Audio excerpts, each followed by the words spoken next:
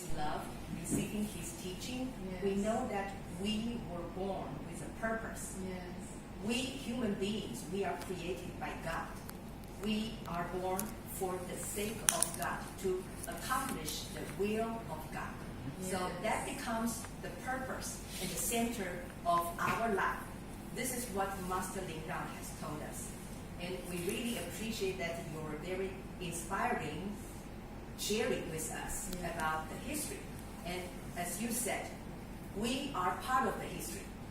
Master Lin Rang has also told us that history is very important because that's the foundation of the present.